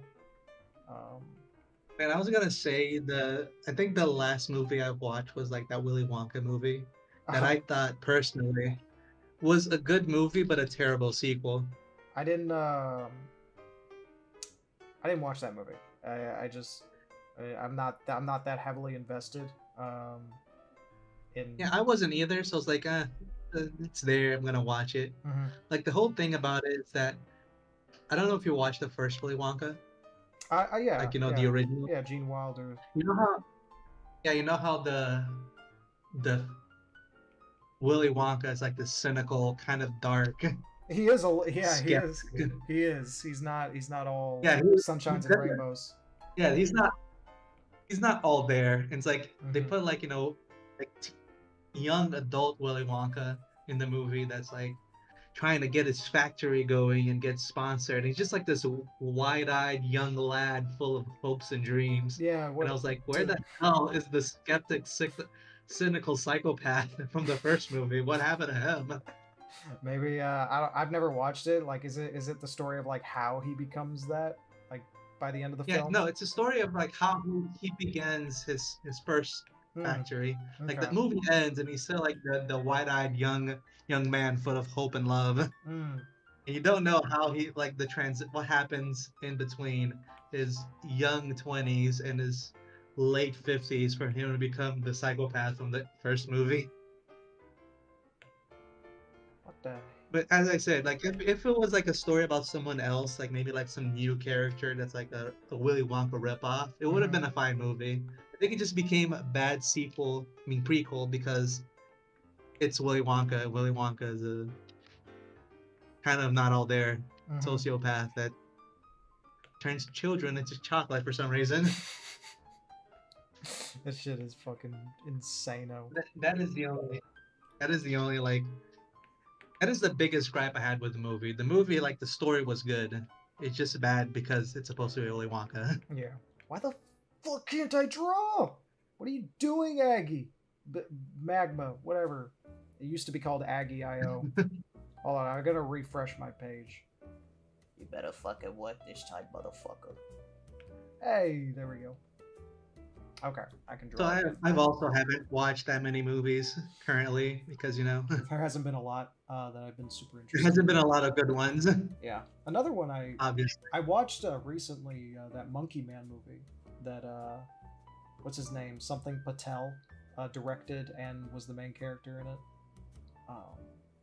is it Planet of the Apes? Is that what you're talking about? No, Monkey Man. It's a movie about this guy. It's a movie set in India about this guy who he's like as a night job. He's a pit fighter, like their own like underground WWE thing, and his character is Monkey Man because he has like a monkey mask and shit. That's why it's called that. But that one was pretty enjoyable. I wouldn't. Unfortunately, as much as I like how creative it is, I probably wouldn't recommend going to see it in movies just because I would I think it drops off a little bit in the second half, but I would absolutely recommend watching it if it comes on streaming or something. Yeah, maybe if it comes on streaming, I'll have a look at it. Yeah, You reminded me of an old movie my sister recommended for me to watch, which I don't remember the name of it. It was like a Korean movie. It was about like a dude that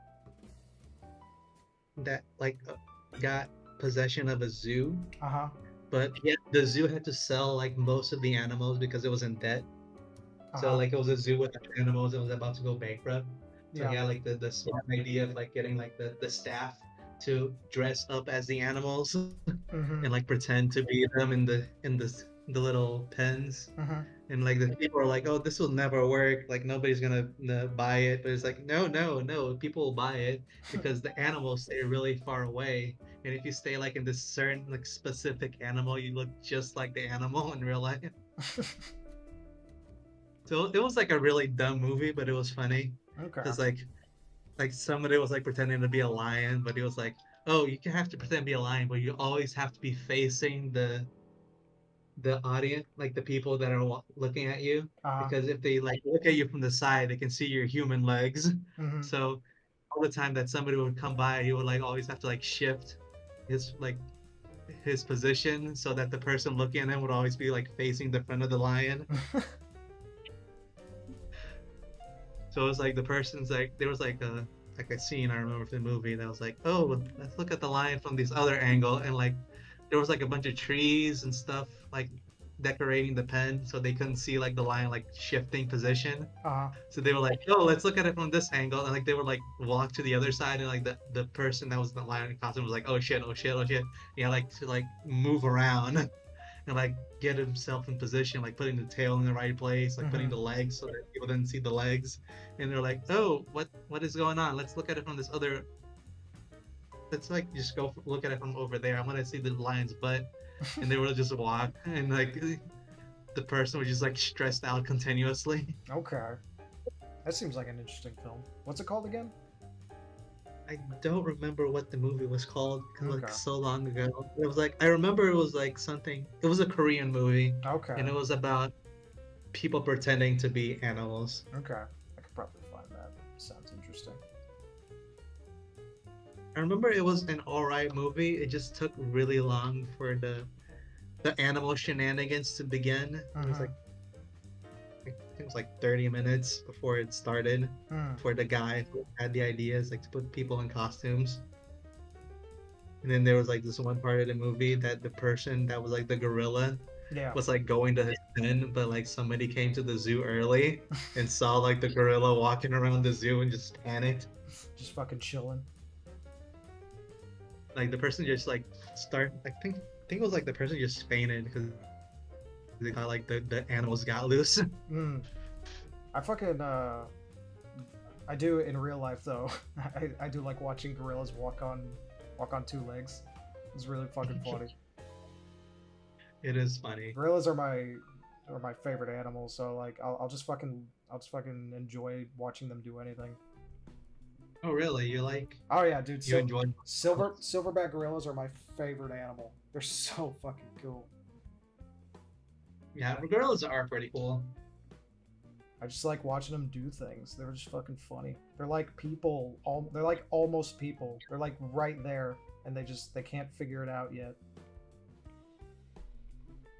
Yeah, I remember. Like the funniest story I have of a gorilla is that there was a gorilla from the the zoo in my old city. Mm-hmm.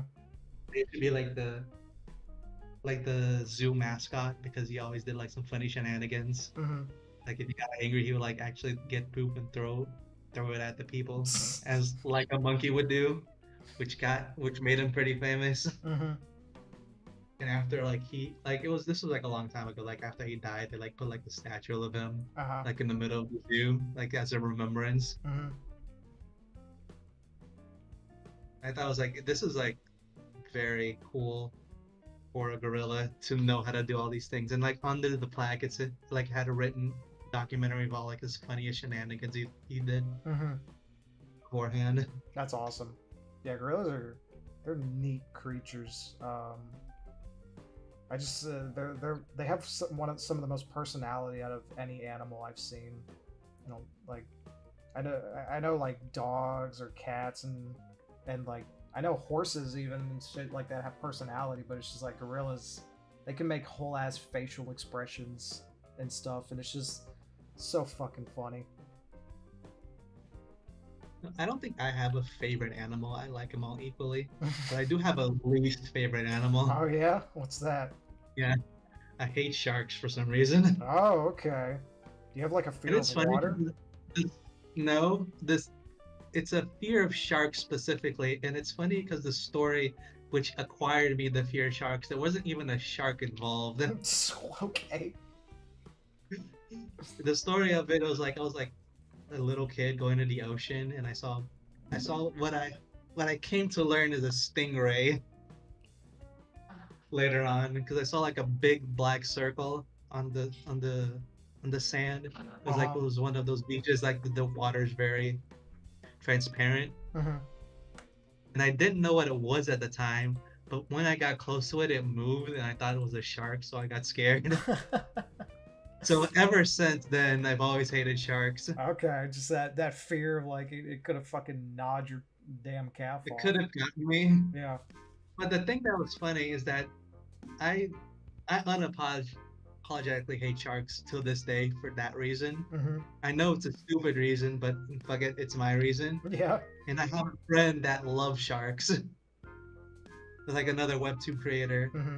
Her name is Andrea. She makes the comic A Damselfish in Distress. Okay. But she loves sharks. She loves all marine creatures. And I like tell her sharks all too. the time, yeah, and I tell her like all the times, like if I could kill a shark, I would, and I My- would not be apologetic for it. Oh my god. They didn't do I always nothing to you. And I always do it just specifically because she likes sharks, like specifically. Mm-hmm. It's like all the she's like big on the marine save marine animals Okay. and all whatnot. And I always tell her, it's like if I could kill a shark, I would in front of its family. I would just take the fins and not make shark fin soup out of it. Throw it back without the fins, so it's send a message to the other sharks not to mess with me. You're evil. Oh, I am. Kind of translate to the comic as well. Yeah, you like to start fights with your own fan base, huh? I would if I could. That little small comic you did at the end of chapter 1 was pretty neat. Getting all up in the grill. The idea for it, it's like I was thinking is like, maybe I should start a Patreon, but then having a good idea to like introduce it, Mm-hmm. and then I was like, I have like because I have like a sizable buffer for it, and I was like thinking maybe I could put it in there, and maybe if somebody wanted to have a look at it beforehand, Mhm. like yeah, like maybe like pay like $2 or $3 for it, but I I don't like just saying stuff. I like making like a fun introduction for it. Uh, So then that comment was put there, and I was like, wait, idea. yeah, So that's where the idea came from. it was a neat way to introduce your Patreon. I need to. Which is like killing two birds in one stone because I did put like like a goal for it for if people want to see it faster, Mhm. they can help me out because I don't really have a lot of time for it. That's why the comic is on a 2 weeks spectrum so that I don't get burnt out while making it. Mm. Hey, But you if put it out faster than me, that's for sure. I put it out chapter by chapter, so. yeah, yeah, I put like page by page, but it's like in a 2 week every 2 weeks. Mm-hmm. So it is a little bit faster, but also pretty slow. But if I don't get the money, it's just an excuse for me to continue in the pace that I'm making because I'm fine with it. Mm-hmm. It's like if it goes well, it's great, but if it doesn't, it's fine. Basically. Yeah. I don't advertise my Patreon that much, but hey, for all you watching, if you want early access to new chapters of Where the Humans Go and pages as I make them, click the link in the description. You beautiful bastard, you. Yeah, I've also learned that marketing is just called being annoying with extra steps. It kind of is. You just keep fucking saying it until someone. And usually people can't do it because people don't like being annoying. People are self-conscious about it. Yeah, I just You just have to learn it. I just forget to do it. It's not even like a self-conscious thing. It's just I forget to fucking promote like ways people can actually monetarily support me.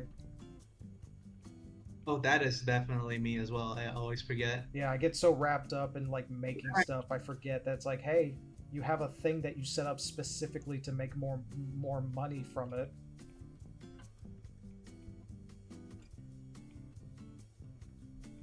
Yeah, that is, I think, also something that you tend to forget as well. Mm-hmm. I think that's something that really helped is like like programming, uh, up like posts and stuff beforehand. Mm-hmm.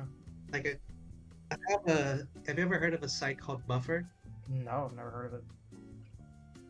Yeah, it's a site that can let you like program posts for your social media. Mm-hmm. So like if there's a free trial, they can like program up to 10 posts for free. Okay. So basically what you do is that you program posts like maybe like on a weekend for the rest of the week, and then like the posts like you program the time specifically for it to go in the social media that's going to show up in, Mm-hmm. so that you can just post stuff without you being there posting stuff on the hour for maximum engagement. Yeah, that's neat. I guess I just don't I don't think about social media systematically as that. I usually just post whenever I feel like it or I have something cool that I drew that I want to share. Which is usually like maybe on an Speaking of average of something like cool, I saw you drew Chad Godzilla. He's the coolest fucking guy ever. I fucking love Godzilla. Chadzilla. With how much I shit on the new movies, you wouldn't know, but I fucking love Godzilla. I used to Understandable. back in the Godzilla day. is Back in the day when we still had when TVs cost like $5,000 and had like DVDs or like VHS things built into them.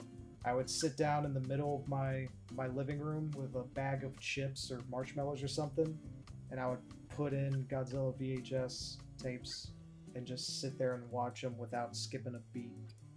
I remember specifically I had a VHS for Godzilla, Son of Godzilla, with that ugly fucking little Godzilla puppet that was supposed to be Godzilla's son. That movie was fucking funny. I should go watch that again for old time's sake. Yeah, I've actually never watched that one. It's it's not good, but it's funny because you have this ugly little like mini Godzilla lizard puppet walking around doing shit. I remember that the old puppets were hilarious to look at. Oh I yeah, do remember that. the old men in costumes, the practical costumes were always super fun. It was a product of the time. Oh yeah, um, and I think they they were should bring it cheesy. back, like one of these CGI movies, just like put a person in a costume in the middle of it as like a joke. Yeah, It would be unexpected and nobody would see coming, and it would be cheap as hell as a gag. yeah. I mean, practical. I've always loved the like a mixture of practical effects and CGI. Uh, you know, like the fucking the original Predator movie still holds up with that Predator costume and the little puppetry they did in his face to make his little mandibles move and shit.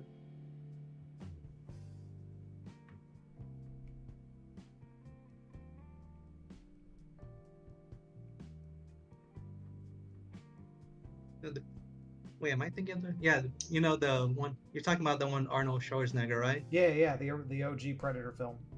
Yeah, the OG Predator. Yeah, that movie's really good. You know, that get to the chopper.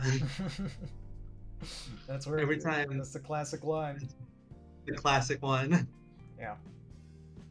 I think all the lines from all Arnold Schwarzenegger's movies are hilarious.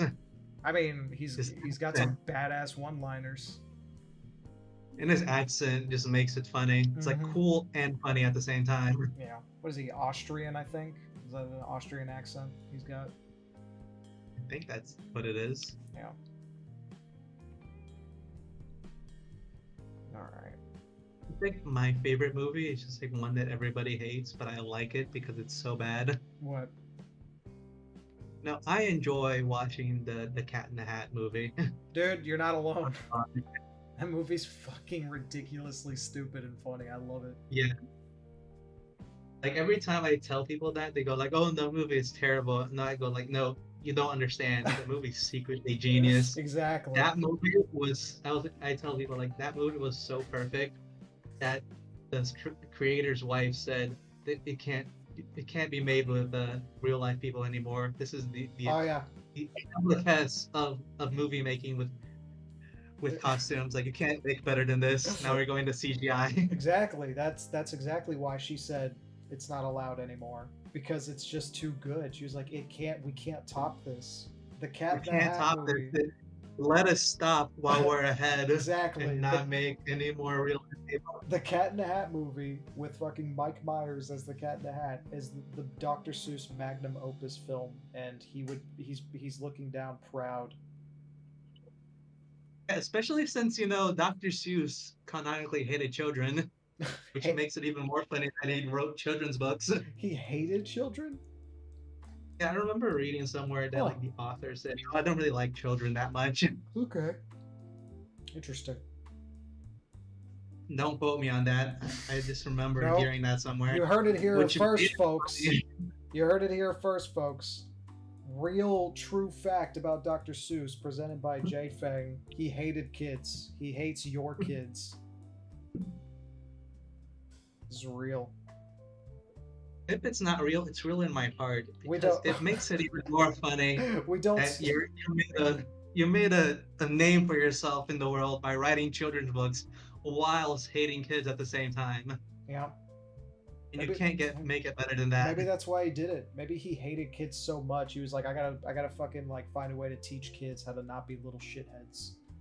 And he did it. I was he did it thinking the children's opposite. books. Like, I hate kids so much. Let's just fuck up their grammar and make up words in my books that they're gonna think are real words. Let's teach them to eat fucking green foods.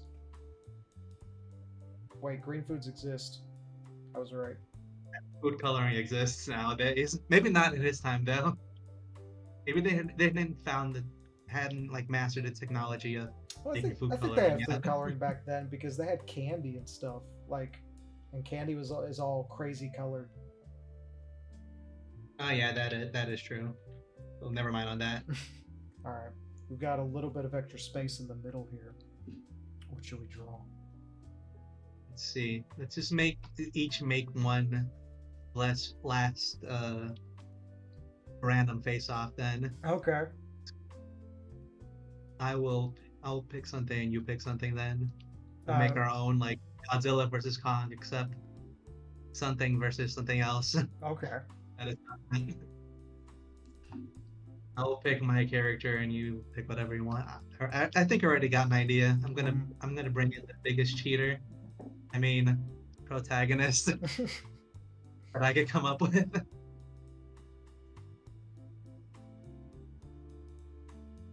Oh, anyway, I was saying, Cat in the Hat, really good. People Yep. should people should give the movie a chance and not just think, oh, it's a unfaithful adaptation of the book. The Yeah. book kind of sucked. The movie made it better in my eyes. Mm. It's like, what are you gonna? Oh, you made a mess and you cleaned it up. In in the movie, it's like, oh, you destroyed the fabric of space time and broke reality, and somehow fixed it before your mom got there. Good job. Anyway, we all have like our movies that we like for no apparent reason. My dad, he enjoys this really old movie called What About Bob? Never heard of it. Yeah, you probably never heard of it because it's like it's a movie about a person that like he has to go to therapy because he has like all these mental issues. Mm-hmm. And like the thing is that his no therapist enjoys working with him because he's the worst. Mm-hmm. And he like the last therapist he gets is like about to go on vacation. Mm-hmm. And like he like goes like, oh, I'll help you after I go to vacation, but the guy goes like, no, I need help now. Okay. And like he ruins the guy's vacation and makes the guy insane. Okay. The therapist basically insane. And he gets all better because of it, which is hilarious. But it's one of those movies that you have to watch to understand. It's like the plot is everywhere. Like, 'cause the guy's family starts liking him, and you see like the therapist slowly becoming more insane and hating the guy, Mm-hmm. the Bob guy even more.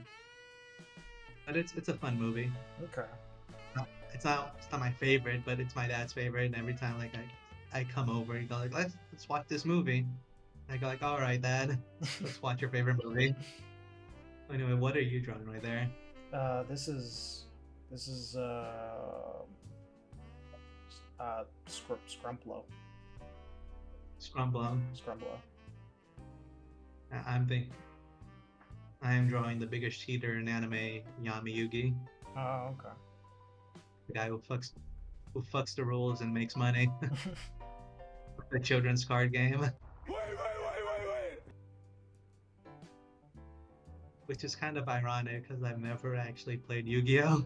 Neither I've have I. only watched the anime. My older brother used to play. He used to have like a binder filled with Yu-Gi-Oh cards.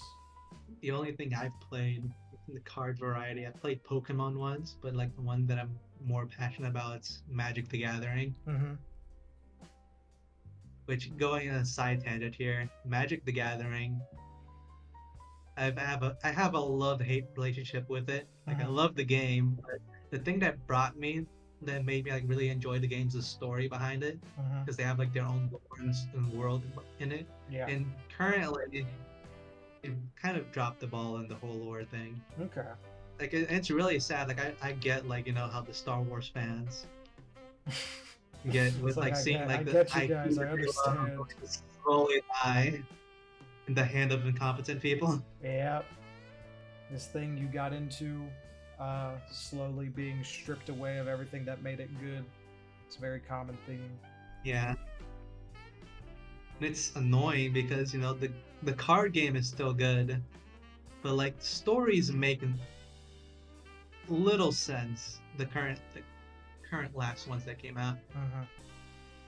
and like and they're like more like balls to the wall. Like, you just like, I remember when I first got into it, there was like this big overarching story that was like in the sets. I don't know if have you ever played Magic the Gathering? You've heard about it? I know of it. I've never played it myself.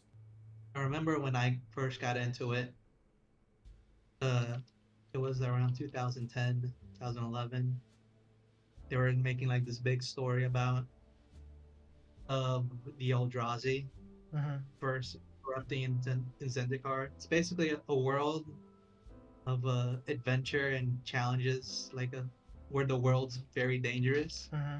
but inside the world there's a bunch of Cthulhu-like esque aliens that destroy realities being Mm-hmm. sealed there, Okay. and shenanigans happens, and these big giant Cthulhu monsters start eating the worlds.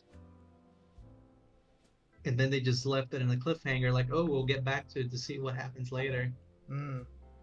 And this was my first disappointment because they made like this whole story about like, oh, these things can't be destroyed because these are not their real bodies. Their real bodies like in a different dimension, and if you destroy these avatar-like things, they just reform some other time. Mm. And then I think like 6 years later, they get back to this story, and it's like, oh, these things can't be destroyed. What did we do to solve this thing? It's because they keep like eating up away reality. You're like, why don't we just throw a big fireball at them and that kills them? Mm-hmm. And I'm like, what the fuck? Guys, I did it. I killed God. What'd you use? Fireball. And then there was another big arcing story with a dragon that wanted to become God, and that story was just done so badly that a lot of people just got out of the game because they wrote a book basically. Usually the Magic the Gathering stories they post it on their website and they're free for everyone to just read it when they want Mm-hmm. to.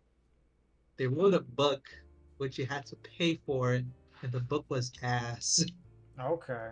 Like sure thing. There in the beginning of the game, like in the 1990s, there were books Mm-hmm. that people bought. At least the books were good. Yeah, for sure. This book was terrible. People hated it. I just read reviews about it and I saw that people were not liking it. I was like, you know what? I'm just losing faith on this. Mm-hmm. It's just sad. I know that's something that goes on like with D&D is like Wizards of the Coast will fuck shit up all the time. They'll like make updates to something that's really good, and then they'll just undo all the good shit they did, and then everyone shits on them. Granted, I'm not really part of that. Like, I play D&D, but I wouldn't consider myself really part of like the grander D&D community. I don't really know like everything that's going on with Wizards of the Coast. Yeah. I just stick to my own games with my friends, so I'm kind of separated Yeah, I'm the from same. all that. Like same for me. I don't really get into the D&D community and lore thing. Like we just hang out with friends and do things. Yeah, because we just make our own lore, so it's like I don't care what Wizards of the Coast says. This is my fucking game. I make my own lore. Like what? There's a new edition. There's a, there's a new rule set for D&D. You know what? I'm not gonna learn the new one because people say it's bad. I'm just gonna use what I have right now. Use all our homebrew ideas that we've made to fix the game. Mm-hmm. Which, makes it fun. So anyway, you're a little goblin gangster there. He's got he's got a little bit of he's got a crowd, dude. They love him. Oh my god, fucking guys, it's fucking Scrumplo. It's him. They love him. They love Scrumplo. He's famous around these parts. Oh, he looks famous. Yeah. All his bling. Mm-hmm. Oh yeah. Young, bringing young. He's bringing out the big guns. He's bringing Dark Magician and Karibo. Those are nothing. Those are nothing for the match of a 9mm. But he came prepared with a trap card that he's holding in hand. That could be anything. It could even be a boat. Who knows what it could be? Yep. And just looking at this canvas from far away, it looks like it's so chaotic. That's how they always turn out, dude. If you watch any episode of Spice Cabinet, they always end up like this. Just the just the dumbest bullshit on every corner of the screen. Yeah, I've actually watched like the first ones, but I think I watched the first 3. Mm-hmm. Then it just stopped showing up at my feed for some reason. Well, that's just classic YouTube not putting forth the videos I put. I'm pretty sure there's 7 episodes out now. But yeah. I just put them up as a podcast later on then. Yeah, that's so I can yeah. Gonna so I set it can as background noise. I can update all my gossip, All get right. in tune with the stories, as they say. Yeah. So let's go through the canvas real quick here. We'll start with our attack defense game. First guy we drew, little stick man, just minding his own business. Then and then Darth Vader tries to attack him, and then Ant-Man sends a bunch of ants to crawl all over his skin and bite him from the inside out. Then Pink Panther sucks up the Queen Ant.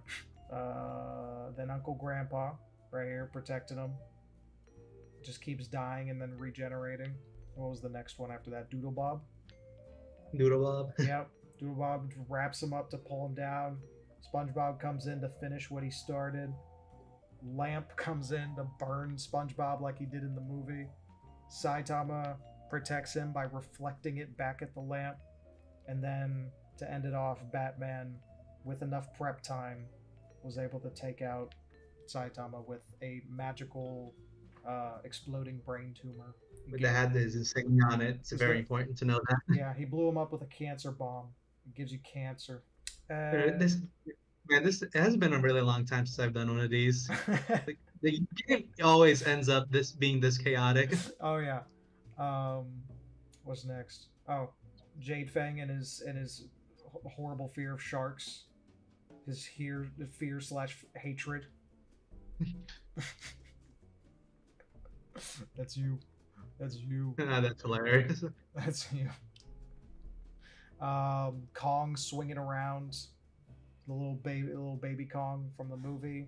Chad Godzilla because he's the fucking coolest movie monster. Who's this drill guy? Oh, I made a Gurren Lagann from. Oh, hell yeah! Fucking another Gurren Lagann fan. Gurren Lagann kicks ass. Gurren Lagann is my favorite anime. It's peak anime. It's a lot of people's favorite. I don't care what you say. It's the best anime ever. No, it's a great one. I love Gurren Lagann. Yugi and two of his.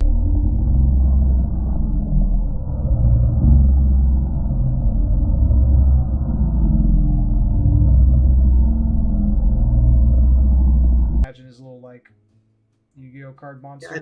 Yeah, I did a really shitty Dark Magician right there. I do admit it's hard to recognize. I don't recognize any of them. I don't know shit about Yu-Gi-Oh. Yeah, I watched the anime. Those are the only two that I remember from it. Yeah. This Dark Magician is Ace Monster, and then there's Little Karibo, which is like the furball thing.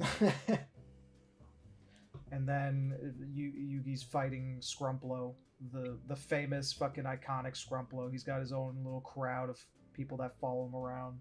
They love him. Yeah, he's pretty famous. He's pretty. Actually looked him up. Yeah, he's a big deal. I know. He's getting out of the underground scene. You know, he's mainstream now. That's everything, right? Yeah, that is everything. That's everything. Oh, jeez. All right. And we'll never know if global warming is actually a thing. It's not, according to Scrumplo. Just covering it up. What are you talking about? Global Don't warming. worry about it. And don't worry about it. That's what Scrumplo says. So I ain't worrying about it. But yeah, that's. Yeah, this was a good one. This is a good session. It was. It was a lot of fun. Thank you for coming on, man. I had a good time. Thank you, man. Yeah, I had a great time here. I enjoyed. And then if people want to read a really fun comic, you should also look at Where Humans Go. But thank you. But if you want to read another fun comic, go read E is for Evil on Webtoon. And Where the Humans Go. I mean, all the links for that will be in the description for E is for Evil and all of Jade Fang's socials. So go check out his stuff. Really good work. And then my stuff is also in the description under that if you want to check that out if you're new here. But before we go, just one more time, tell people who you are, what you're doing, and if you have actually any future projects they should be on the lookout for. Oh, I'm actually making a little gag comic is for evil characters. That Okay. is like the little short thing, but like alternate universe kind of thing where Mm-hmm. everybody's just like some sort of like Big Bang kind of little thing where everybody's just in an apartment complex and Mm-hmm. they're like all neighbors or something. But Mm-hmm. it's still in the works. Maybe it should be out like in the by the end of the year. All right. Sweet. Well, yeah. Keep a lookout for that. Um, but yeah, that's all. That's all I've got. And well, see ya. See ya. Yeah. Goodbye. Bye, everybody. Goodbye.